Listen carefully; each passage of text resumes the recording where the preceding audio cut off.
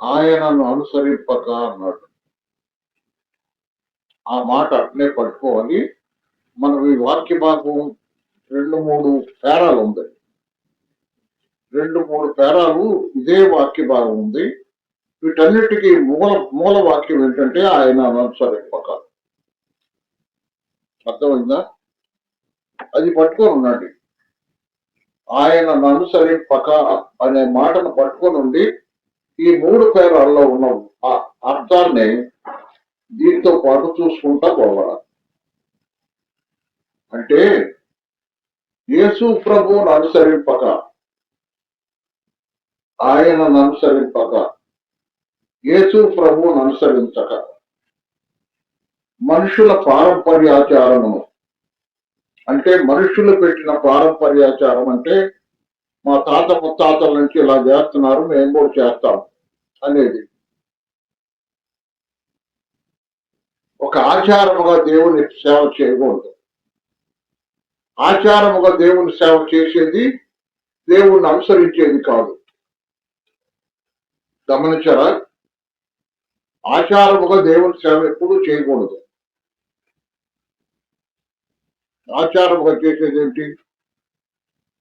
ఉపవాసం ఉంటాం, ఆచారమే కదా. ఇంకా అసలు ఎక్కడి నుంచి చూద్దాంలే, మనం దాని దగ్గర పోవద్దు. ఈ లోక సంబంధమైన మూలపాఠములను అనుసరించి, అంటే లోకము ఏర్పాటు చేసుకున్న మూలపాఠాలు,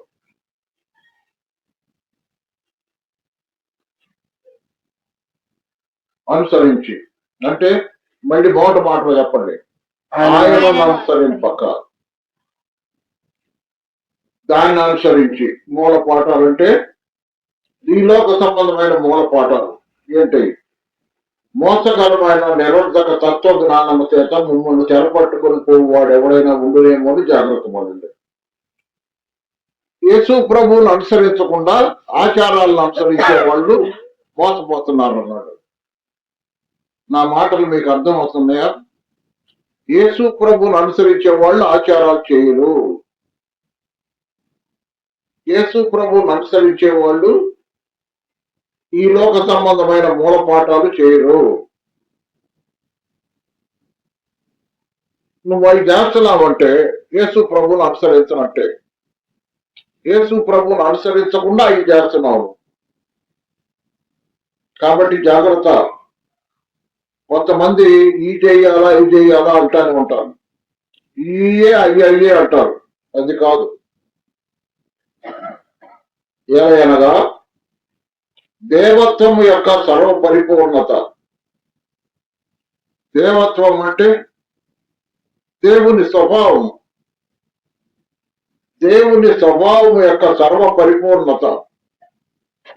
దేవ స్వభావము, దేవత్వము ఇవన్నీ ఒక మాటలు. అంటే ఆత్మ సంబంధమైన పరిచర్య, ఆత్మ సంబంధమైన విధానం. ఇది ఆత్మ సంబంధమైనదా కాదా అనేది మనం చూసుకోవాలి. సర్వ పరిపూర్ణత శరీరాకారముగా క్రీస్తునందు నివసించు. అంటే నువ్వు ఆచారాలు చేయకుండా యేసు ప్రభువును కూర్చున్న సంగతులు చేస్తే చాలు, ఆచారాలు చేసినట్టే. గమనించావా? యేసు ప్రభువును నమ్ముకున్న తర్వాత ఇక లోక సంబంధమైన మూలపాఠాలు చేయకూడదు. చేస్తే నువ్వు ఆయన అనుసరించినట్టు కాదు. మరియు ఆయన యందు వీరును సంపూర్ణులై ఉన్నారు. యేసు ప్రభు ఎలా సంపూర్ణుడు, మనము కూడా అలా సంపూర్ణులుగా ఆయన చేశాడు. ఆయన సమస్త ప్రధానులకును అధికారులకును శిరస్సై ఉన్నాడు.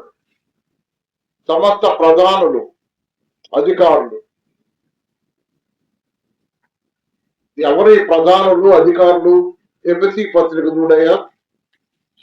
ఎఫెసీ పత్రిక 6వ అధ్యాయం. ఎఫెసీ పత్రిక 6వ అధ్యాయం 12వ వచనం. ఏలయనగా మనము పోరాడున్నది శరీరులతో కాదు, ప్రధానులతోను ప్రధానులతోనూ అధికారులతోనూ ప్రస్తుత అంధకార సంబంధులైన లోకనాథులతోనూ ఆకాశ మండలమందున్న దురాత్మల సమూహముతో పోరాడదు. అంటే వాళ్ళతో మనం పోరాడుతున్నాం. ఎవరితో? ఈ లోక సంబంధమైన ప్రధానులతో, ఈ లోక సంబంధమైన అధికారులతో, ప్రస్తుత అంధకార సంబంధులైన లోకనాథులతో, అంధకార సంబంధులు అంటే నమ్మనోళ్ళు, లోకనాథులతోనూ ఆకాశ మండలం అందున్న దురాత్మల సమూహములతోనూ పోరాడుతున్నాం. ఈ ఆకాశ మండలం అందున్న దురాత్మల సమూహము వాళ్ళని సాధనాలుగా వాడుకొని, నమ్మనోళ్ళని సాధనాలుగా వాడుకొని వాళ్ళతో మనల్ని పోరాటం చేపిస్తున్నాయి. జాగ్రత్తగా ఉండాలో. చాలా అధికారులు చెప్పారని తప్పు చేస్తామా? చెయ్యం. అలా చేయకూడదు ఎప్పుడు. అధికారులు చెప్పారని తప్పు పని మనం చేయకూడదు ఎప్పుడు. కాబట్టి ప్రధానులు అధికారులు ఎవరంటే ఈ లోక సంబంధమైన వాళ్ళు. సమస్త ప్రధానులకును అధికారులకును ఆయనే శిరస్సు. సంగమునకు శిరస్సు ఆయన. నమ్మినోళ్ళకైనా నమ్మనోళ్ళకైనా కూడా శిరస్సు ఆయనే. అంటే నమ్మినోళ్లకు కానీ నమ్మనోళ్ళకు కానీ శిరస్సు ఆయన. అంటే మనకేమో శిరస్సు ఆయన నుంచి వచ్చేది ఆజ్ఞలన్నీ. నమ్మినోళ్ళకు కూడా ఆయనే ఇస్తా ఉంటాడు. వాళ్ళను తన సాధనాలుగా వాడుకుంటాడు. నెబుకద్నెజరును వాడుకున్నాడు బబులోను రాజ్యంలో. మాదీయ రాజ్యమును వాడుకున్నాడు అలనాడు. తర్వాత పారసీక రాజ్యాన్ని వాడుకున్నాడు. తర్వాత ఇదంతా దేవుని చిత్త ప్రకారం జరుగుతున్నాయి. గ్రీకు రాజ్యాన్ని వాడుకున్నాడు. తర్వాత రోమా ప్రభుత్వాన్ని దేవుడు వాడుకున్నాడు. ఆ తర్వాత ఆయనకు తెలియకుండా ఆయన లేకుండా ఏ అధికారం భూమి మీద లేదబ్బాయి. అంతేను. యేసు ప్రభు లేకుండా భూమి మీద ఏ అధికారం లేదు. మనం మోడీ అంటాం, లేదా చంద్రబాబు నాయుడు అంటాం. వీళ్ళందరూ ఆయన ఇవ్వకుండా అధికారానికి రాలేరు. ఆయనే ఇస్తున్నాడు అధికారం వాళ్ళకి. ఒక అవకాశం అన్నమాట వాళ్ళకి. ఎందుకంటే అన్య ప్రజల రాజ్యం ఇది మంద కాదు. ఈరోజు నేను యూట్యూబ్ లో చూశాను. ఉగాది రోజు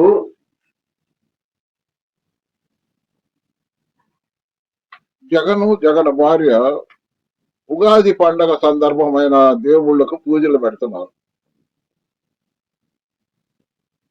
ఉగాది సంబంధమైన దేవుళ్లకు పూజ పెడుతున్నారు. ఇతను క్రిస్టియన్ అంటారు కదా, చర్చికి వెళ్తాడు కదా. చంద్రబాబు నాయుడు చర్చికి వెళ్ళాడు, మోడీ చర్చికి వెళ్ళాడు. ప్రజల కొరకు, ప్రజల ఓట్ల కొరకు, ప్రజల మద్దతు కొరకు వెళ్తారు వాళ్ళు. అంతేగాని వాళ్ళు మనస్ఫూర్తిగా దాన్ని అంగీకరించరు. కాబట్టి సహోదరులారా, సహోదరులారా, వాళ్ళకు కూడా ఆయనే. అదే మొదటి పేతురు పత్రిక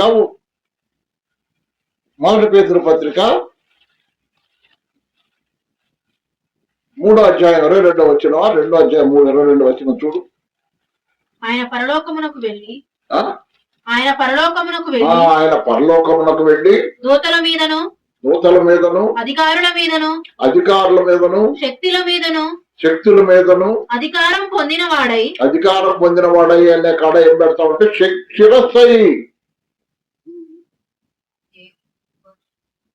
శిరస్సై ఉన్నాడు.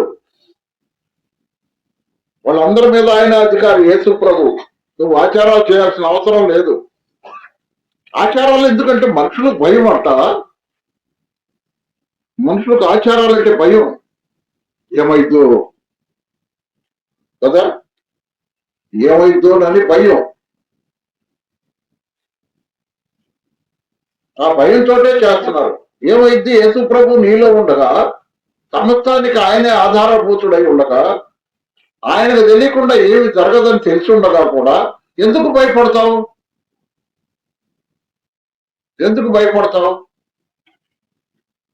నువ్వు సాతానుకు భయపడుతున్నావా, దేవునికి భయపడుతున్నావా? ఒకసారి ఆలోచించండి. కాబట్టి అందరకు శిరస్సు ఆయనే. కాబట్టి నువ్వు భయపడాల్సిన పని లేదు. మీరును బాప్తిస్మమందు ఆయనతో కూడా పాతి పెట్టబడిన వారై ఆయన యందు సున్నతి పొందితిరి. మీరు బాప్తిస్మమునందు ఆయనతో కూడా పాతి పెట్టబడిన వారై ఆయన యందు సున్నతి పొందితిరి. ఇశ్రాయేలు పొందే సున్నతి విశ్వాసులైన దేవుని పిల్లలు ఎలా పొందుతున్నారట? బాప్తిస్మము వలన. ఆ సున్నతి చేతులతో చేయబడినది కాదు, కానీ శరీరేచ్ఛాయుక్తమైన స్వభావమును విసర్జించుట అను క్రీస్తుకు అనుకూలమైన సున్నతి. మారు మనస్సు. ఇది మారు మనస్సు. అది మారు మనస్సు పొందటాన్ని సున్నతి అన్నాడు. ఇశ్రాయేలీయులు మారు మనస్సు పొందరు, సున్నతి పొందుతారు. శరీర సంబంధమైన సున్నతితో ఇశ్రాయేలీయులు ఉంటారు. కానీ మనమైతే మనస్సు మారి మనస్సు సంబంధమైన సున్నతి పొందుతాం. బయటికి శరీరాన్ని బట్టి పొందే సున్నతి కాదు, క్రీస్తుకు అనుకూలమైన సున్నతి. ఆయనను మృతులలో నుండి లేపిన దేవుడు ఎవరిని? యేసు ప్రభువును మృతులలో నుండి లేపిన దేవుడు కనబరిచిన ప్రభావమందు విశ్వాసముచ్చుట చేత ఆ బాప్తిస్మం వల్ల ఆయనతో కూడా లేచితిరి. దేవుడు కనబరిచిన ప్రభావమందు విశ్వాసం వచ్చాల. అసలు దేవుడు కలిగి ఉండి యేసు ప్రభువునందు విశ్వాసం వచ్చిన తర్వాత ఈ ఆచారాలు వ్యర్థం అంటాడు. ఆచారాలు అనుసరిస్తే దేవుడిని అనుసరించినట్టు కాదు, అంతే. మరియు అపరాధముల వలనను శరీరమందు సున్నతి పొందకుండా వలనను. శరీరమందు సున్నతి ఇశ్రాయేలీయులది, అపరాధము అన్ని జనులది. ఈ రెండు. వాళ్ళు మృతులై ఉన్నారు, అన్ని జనులైన మనము మృతులమై ఉన్నాం. ఎలాగా? అపరాధముల వల్ల మనం మృతులము. శరీర సంబంధమైన సున్నతి అపరాధముల వల్ల మనము మృతులము. శరీరమందు సున్నతి పొందక ఉండటం వల్ల మృతులము.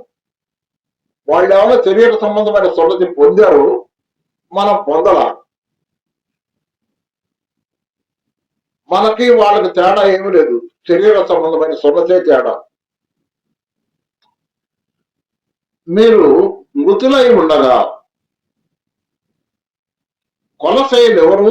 అన్యులే, యూదులు కాదు, అన్యులే. మీరు మృతులై ఉండగా దేవుడు విధి రూపకమైన ఆజ్ఞల వలన మన మీద రుణముగాను మనకు విరోధముగా ఉండే పత్రము. ఏంటది? చెప్పండి. మీరు మృతులై ఉండగా దేవుడు విధి రూపకమైన ఆజ్ఞల వల్ల మన మీద రుణముగాను మనకు విరోధముగా ఉండే పత్రము. ఏంటది? ధర్మశాస్త్రం. మేకులతో సిలువ కొట్టి దాని మీద చేయవ్రాతలు తుడిచివేసి మనకు అడ్డము లేకుండా దాన్ని ఎత్తివేసి మన అపరాధములన్నిటినీ క్షమించి ఆయనతో కూడా మిమ్మల్ని జీవింపజేశారు. ఇప్పుడు నువ్వు జీవిస్తున్నావా? సచ్చినోడితో సమానమా? నువ్వు సచ్చినట్ట బతికినట్ట? యేసు ప్రభు సజీవుడా చనిపోయిన వాడేనా? చెప్పలే. సజీవుడు, మనము సజీవులమే. ఆయన సజీవుడైతే మనం సజీవులమే. మనకు అడ్డము లేకుండా దాన్ని ఎత్తివేసి మన అపరాధములన్నిటినీ క్షమించి ఆయనతో కూడా మిమ్మల్ని జీవింపజేశాను. ఆయనతో కూడా అంటే ఆయన సజీవుడు కనుక మనం కూడా సజీవులమే. ఆయన ప్రధానులను అధికారులను నిరాజనులుగా చేసి శిలువ చేత జయోత్సాహముతో వాటిని పట్టి తెచ్చి బాహాటముగా వేడుక కనపరిచారు. ఆయన ప్రధానులను అధికారులను, ఎవరి ప్రధానులను ఇందాక గదిలో వెంకటీ పత్రిక ఎవరుంటండి? ఆకాశ మండలం ముందున్న దురాత్మల సమూహముల చేత నడిపించబడే ప్రధానులు. ఆకాశ మండలముందున్న దురాత్మల సమూహముల చేత నడిపించబడే అధికారులు వీళ్ళని నిరాయుధులుగా చేసి శిలువ చేత దేవోత్సవముతో వారిని పట్టి తెచ్చి బాహాటముగా వేడుక కనబరిచారు. వారిని పట్టి తెచ్చి బాహాటముగా వేడుక కనబరిచారు. సహోదరులారా, సహోదరులారా, ఈ కార్యం జరిగిపోయింది. ఈ కార్యం జరిగిపోయింది. ఆయన వాళ్ళ నిరాయుధులుగా చేసేశాడు. శిలువ చేత జయోత్సాహముతో వారిని పట్టి తెచ్చాడు. శిలువ లేకపోతే మనకు జయము లేదు. ఆయన జయించిన వాడు కాదు. శిలువ చేతనే జయించాడు. వారిని పట్టుకున్నాడు, తెచ్చాడు, బాహాటముగా వేడుక కనబరిచాడు. కాబట్టి శిలువలో యేసు ప్రభు అపవాది వారి సంబంధాలను జయించాడు. జయించినది ఎక్కడ? శిలువలో. కాబట్టి నిరాయుధులుగా చేశాడు. వాళ్ళకి ఆయుధాలు లేవుక. ఇందాక ఒక అబ్బాయి వచ్చాడు నా దగ్గరికి. వాడు ప్రభువుని నమ్ముకున్నవాడే. 58 సంవత్సరాలు. ఎంఏ చదివాడు, బీఈడి చదివాడు, శ్రీ చైతన్యాల్లో లెక్చరర్ గా పనిచేశాడు. కొంతకాలం నుంచి ఉద్యోగం కూడా చేయట్లా, ఏం పని చేయట్లా. భార్య లెక్చరర్ పనిచేస్తుంది. ఏమంటాడంటే, అపవాది నన్ను గీడుతున్నాడు, గాయపరుస్తున్నాడు, నన్ను లేపుతున్నాడు, ఇవన్నీ చేస్తున్నాడు. మరి వాడికి నువ్వు భయపడేది ఏందిరా నాకు అర్థం కాదు. వాడు సిలువలో ఓడిపోయిన శత్రువురా, నువ్వు ఏంది వాడికి భయపడతావు? నువ్వు నీకు దేవుని దూత కాపలా లేడా? యెహోవా యందు భయభక్తులు గలవారు చుట్టూ ఆయన దూత కావలి ఉండి వారిని కాపాడునని దేవుని వాక్యం చెప్పలేదా? మరి నీకు దేవుని దూత కాపలా ఉన్నాడు కదా, నువ్వు ఎందుకు భయపడతావు? ఆ కాళ్ళు గీలినట్టు ఉంటది, కాళ్ళు కొట్టినట్టు ఉంటది, ఇవన్నీ నీకెందుకురా? అపవాది అని ఒకసారి వాడిని అడిగి మేలకొండ పడుకొని నిద్రపోయి ఇక నీ జోలికి రావడం. ఎందుకంటే వాడు భయపడితే భయపెడతాడు,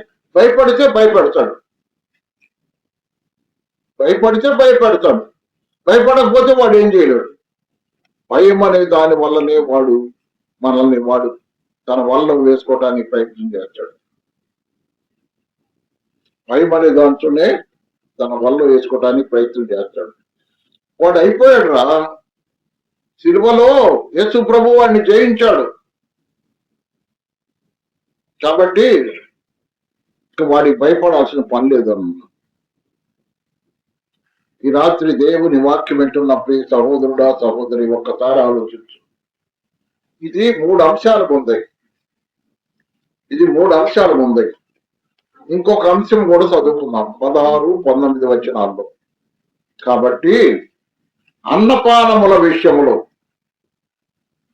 దీంట్లో అన్నపానముల విషయములోనైనను, పండుగ, అమావాస్య, విశ్రాంతి దినము అను వాటి విషయములోనైనను మీకు తీర్పు తీర్చ ఎవరికి అవకాశం ఇవ్వకుడి. ఈరోజు మంచిది, రేపు మంచిది కాదు.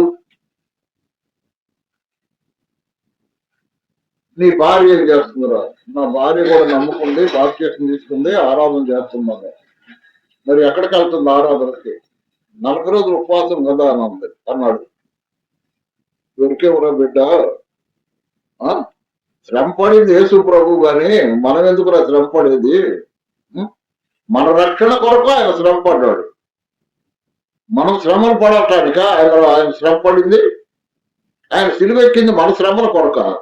కానీ ఒకటి, నమ్ముకున్న తర్వాత లోకంలో మీకు శ్రమ ఉందన్నాడు, కానీ ధైర్యం తెచ్చుకున్నది, నేను లోకమును జయించాను అని అన్నాడు. కాబట్టి లోకమును జయించిన మన ప్రభువు మనకున్నది, మనకేంద్ర బాధ? ఎందుకురా ఏమై ఉపవాసాలు కూడా ఉంటుంది మా బావయ్య, ఉపవాసాలు కూడా ఉంటుంది.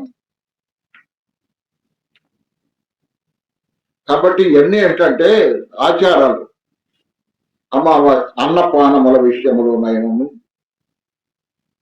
పండుగ, అమావాస్య, విశ్రాంతి దినం అని వాటి విషయంలో దేవుడు అన్ని రోజులు మంచి అన్నాడు కదరా. అది కాండ 1 అధ్యాయంలో మొదటి రోజు మంచిది, 2వ రోజు మంచిది, 7 రోజులు మంచి అన్నాడు కదా. నువ్వు ఎందుకురా వెళ్ళి ఆచారం తీర్పు తీర్చి ఎవరికి నీ అవకాశం ఇవ్వకుడి. ఇవి రాబో వాటి ఛాయ, కానీ నిజ రూపం ఎక్కడుంది? క్రీస్తులో ఉంది. ఇవన్నీ ఛాయ అంటే నీడ. యేసు ప్రభు నీడ పడుతుంది ఇప్పుడు. ఈ ఆచారాలన్నీ ఆయన నీడ. ఈ ఆచారాలన్నీ ఆయన నీడ. నీడతో పని ఏందిరా? మనిషి వచ్చిన తర్వాత మనిషి వచ్చేసాడు, నీడతో మనకేం పని? కాబట్టి ఎవరు మనిషి వచ్చాడు? క్రీస్తు వచ్చేసాడు. క్రీస్తు ప్రభు వచ్చేసాడు. నిజ స్వరూపం క్రీస్తులో ఉన్నది. అతి వినయాసక్తుడై దేవదూతారాధన ఎందు ఇచ్చగలిగి. అతి వినయం ఎప్పుడు పనికిరాకూడదు. వినయం ఉంటే పర్లేదు, కానీ అతి వినయం పనికిరాదు. అతి వినయం పనికిరాదు.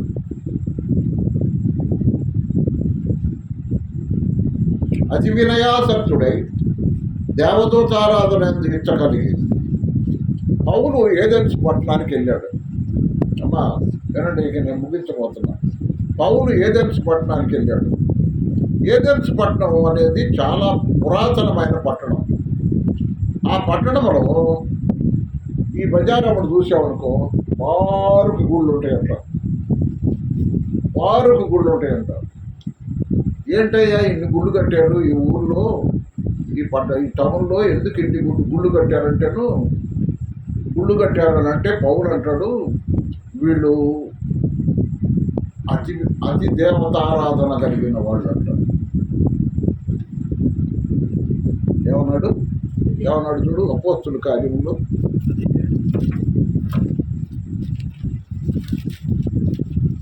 ఏథెన్స్ పట్టణంలో మాట్లాడిన మాట.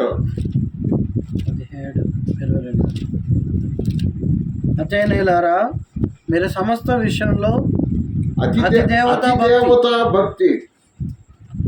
భక్తి ఉంది. దైవ భక్తి కాదు, అది దేవతా భక్తి అంటారు. అతి దేవతా భక్తి. ఒక దేవుడని కాదు, చాలా మంది దేవతలు ఉన్నారట. కాబట్టి మనం చేసేది దేవుని భక్తి, కానీ అతి దేవతా భక్తి కాదు మనం చేయాల్సింది కదండి.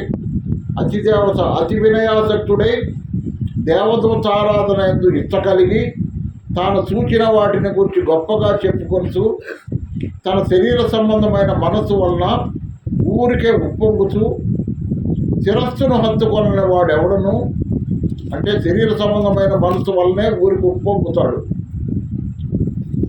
తాను చూచిన వాటి గురించి గొప్పగా చెప్పుకుంటాడు. శిరస్సును హత్తుకొనడం. శిరస్సు అంటే ఎవరు? యేసు ప్రభు కదా. శిరస్సును హత్తుకొనని వాడు ఎవడును మీ బహుమానమును అనుసరింపనీయకుడి. మనము రక్షణ బహుమానముగా పొందాం, పాపక్షమాపణ వరముగా పొందాం, నీతిమత్వాన్ని వరముగా పొందాం. దాన్ని ఎవడు అపారింపకుండా చూసుకోండి. 3 పొందాం: పాపక్షమాపణ, ఆత్మరక్షణ, నీతిమంతులుగా నీతిమంతులుగా తీర్చబడ్డాం. వాటిని పోగొట్టుకోవద్దు అమ్మా, వాటిని పోగొట్టుకోవద్దు. ఎందుకు? యేసు ప్రభువును హత్తుకొనని వాడు ఎవడనో మీ బహుమానమును అపారింపనీయకుడి. అది బహుమానంగా దేవుడు మనకిచ్చాడు. అసలు యేసు ప్రభువే మనకు ఆ బహుమానం. ఏమన్నాడు చూడండి, యోహాను సువార్త 4వ అధ్యాయం.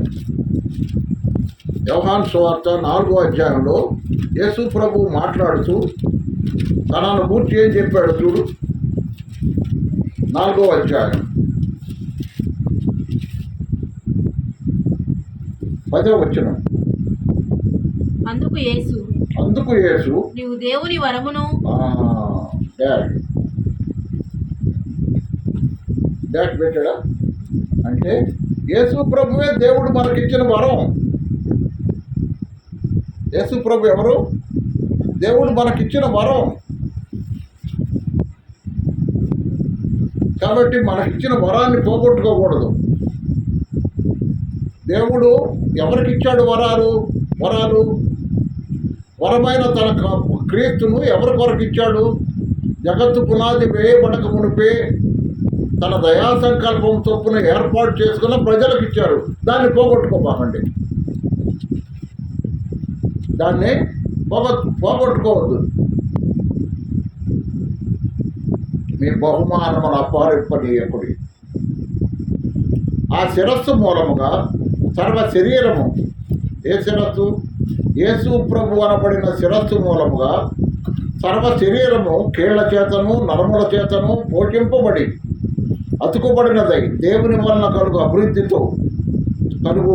వృద్ధితో అభివృద్ధి పొందుతున్నది. కీళ్ళు నరాలు సర్వ శరీరం. ఎవరు? క్రీస్తు. కీళ్ళు నరాలు ఎవరు? మనమే. ప్రభు యొక్క శరీరముల అవయవాలు ఎవరు? మనమే. వాటన్నిటిని బట్టి ఎట్లా? సర్వ శరీరం ఎవరు? క్రీస్తే. శిరస్సు ఎవరు? క్రీస్తే. శరీరం ఎవరు? సంఘమే. సర్వ శరీరం అంటే సంఘము కీళ్ల చేత నరముల చేత పోషింపబడి అతుకుబడినదై దేవుని వల్ల వృద్ధితో అభివృద్ధి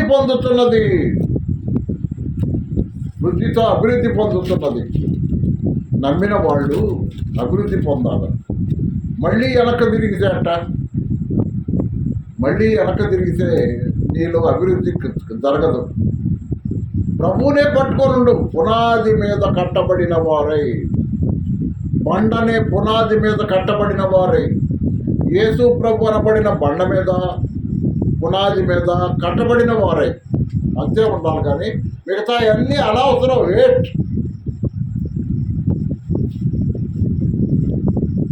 ఆ 2 మాటలు కూడా చెప్తామా?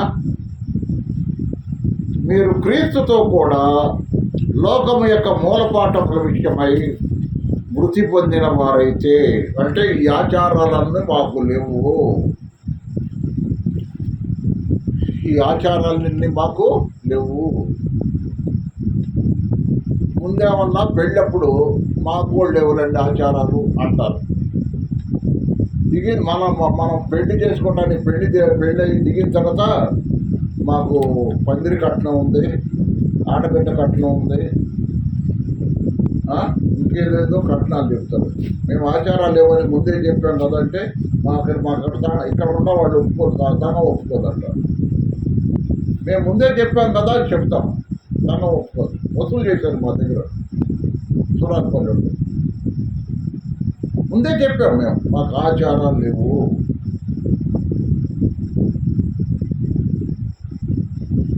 లోకంలో బ్రతుకుతున్నట్టుగా మనుషుల ఆజ్ఞలను పద్ధతులను అనుసరించి చేత పట్టుకోకూడదు, రుచి చూడవద్దు, పుట్టవద్దు అను విధులకు మీరు లోబడనేలా అవన్నీ వాడుకున్న చేత నశించిపోతాయి. అట్టి స్వేచ్ఛారాధన విషయంలోనూ, విన విషయంలోనూ, దేహశిక్ష విషయంలోనూ జ్ఞానరూపకమైనవని ఎంచబడుతున్నవే కానీ ఏదో జ్ఞానమని అంటారట. ఎంచబడుతున్నవే కానీ శరీర ఇచ్ఛా నిగ్రహం విషయంలో ఏమాత్రము ఎన్నిక చేయదగినవి కావు. ఇంకా ఆచారాలు చేస్తారు. ఎంత చెప్పినా ఇంకా ఆచారాలు చేస్తారా? ఎంత చెప్పినా ఇంకా ఆచారాలు చేస్తారా? చేస్తే మీ కర్మ అంట. మీకు అంతే. ఇన్ని చేసిన ఆచారాలు చేస్తారా?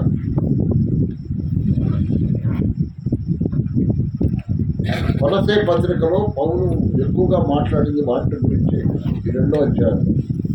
కాబట్టి ఆచారాలు మనం చేస్తే యేసు ప్రభువును అనుసరించక, యేసు ప్రభువును అనుసరించని వారు ఆచారాలు చేస్తారు. కాబట్టి చేయబాకండి. ఈరోజు మంచిది రేపు మంచిది కాదని ఏదో ఆచారాలు ఉంటాయి, అవి చేయబాకండి. ప్రార్థన చేసుకుందాం. పరిశుద్ధుడా, ప్రేమగల తండ్రి, ఈ రాత్రి నీ పిల్లలము నాయన మా ప్రియుల గృహం వద్ద చేరి నిన్ను స్తుతించి గణపరచుటకు నీ ఆత్మ సహాయము దయచేయండి. నీ చిత్తమైతే రేపు బయలుదేరి హైదరాబాద్ వెళ్ళాలన్న ఆలోచన కలిగి ఉండగా నిన్నే సహాయం చేసి ఆదుకోండి నాయన. సహాయం చేయండి. ఏది నీ చిత్తం ఆ ప్రకారం జరిగించండి. ఘనత, మహిమ, ప్రభావాలు మీకే ఆరోపిస్తున్నాం. సహాయం చేయమని నా ప్రభా. మరి అక్కడ జనరల్ గారికి ఫోన్ చేస్తే ఇక్కడ హోటల్లో మూసేస్తున్నారు అంటున్నారు. మరి ఇది ఎంతవరకు మరి వీళ్ళు అక్కడికి పోయి కొనసాగుతారో మాకు తెలియదు. నీ చిత్తానికి అప్పగిస్తున్నాం నాయన. మనులు ఇక్కడ పోషించేవాడు నీవు, అయినను మేము నీ వైపే చూడటానికి నేర్పించండి. సహాయం చేయండి. అక్కడ దగ్గరలో ఉన్న యోగదాస్ గారి సంఘానికి వెళ్ళటానికి నీ చిత్తమైతే ఆడుంటే సహాయం చేయండి. నీ కరుణ హస్తాలకు అప్పగించుకుంటాం. సహాయం చేయమని నాయన. డేవిడ్ ఆరోగ్యం కొరకును, మళ్ళీ ఆరోగ్యం కొరకును, వారిని ప్రేమించి ఇచ్చిన బిడ్డల కొరకును నా ప్రభా, నా దేవ, నాని, లావణ్య, చిన్న పాప నా కొరకును ప్రార్థన చేస్తున్నా. నీ కాపుదల భద్రత దయచేయమని. మరి నీ దాసురాలు ఇక్కడ ఉండవలసి ఉండగా మరి నీ చిత్తం ఏదో ఆ ప్రకారం జరిగించండి నాయన. కృప చూపించి కనికరించమని నీ కరుణ హస్తాలకు అప్పగించుకుంటూ శాశ్వతమైన నీ ప్రేమతో మమ్మల్ని ప్రేమించిన మా ప్రభు సహాయం చేయమని నాయన. గ్యాస్ సంబంధమైన నాయన కొరత వల్ల అక్కడ పెద్ద హోటల్స్ మూసేస్తున్నారంట హైదరాబాద్లో. మరి నీ చిత్తమేమంటే దాని ప్రకారం నీ బిడ్డలను ఆదుకోమని నీ కరుణ హస్తాలకు అప్పగించుకుంటూ మా కొరకు త్వరగా రాబోతున్నా రాజులకు రాజు, ప్రభులకు ప్రభు అయిన క్రీస్తు ప్రభు మహిమగల నామమున స్తోత్రములు, కృతజ్ఞతాస్తుతులు చెల్లించు.